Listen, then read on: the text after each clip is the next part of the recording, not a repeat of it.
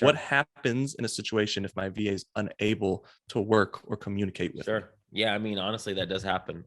That's probably maybe the biggest downside of working with somebody in a country like the Philippines is they do get hit with hurricanes, typhoons and stuff. Tropical There are storms. there are power outages just because where they live, they need to spread power out, so there'll be brownouts where for a few hours they'll have no internet. That does happen. It's not often. It's more often in the provinces, like outside of major cities like Manila. A lot of our VAs are in Manila.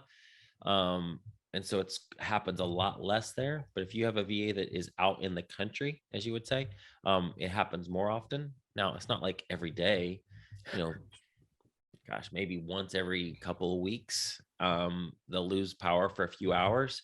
So it's not been a big deal. There has been times when they lose power for a couple of days, and you're like, man, is my VA still alive? But that's rare.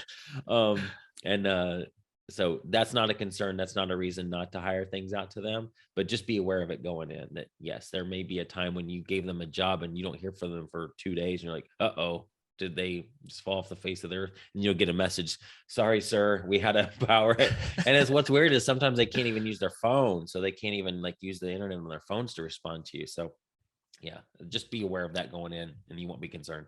The brownouts are a little harder because it's not announced. But if a storm Right. is coming, that's where the communication comes back in. They Yeah. always told us Yeah. there's a possibility of losing Yes. power because this is coming.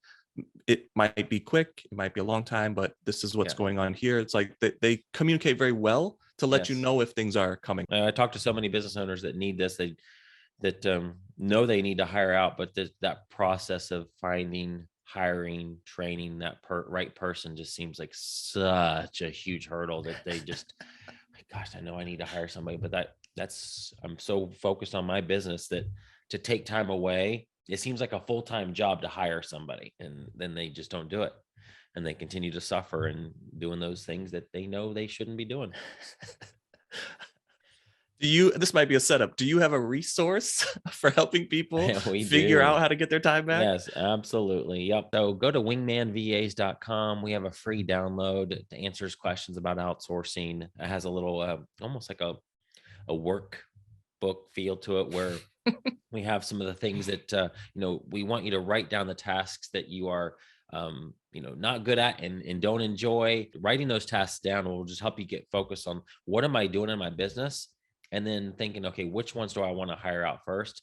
And in my opinion, it should be the things that you're not good at and you don't enjoy. Get those off your plate because that'll immediately give you just a sense of mental relief. Like, wow, oh my gosh, I don't have to do that job anymore. That thing that I hate that I'm not good at. So that's something that Stephen and I are putting together. It's called Wingman VAs, wingmanvas.com.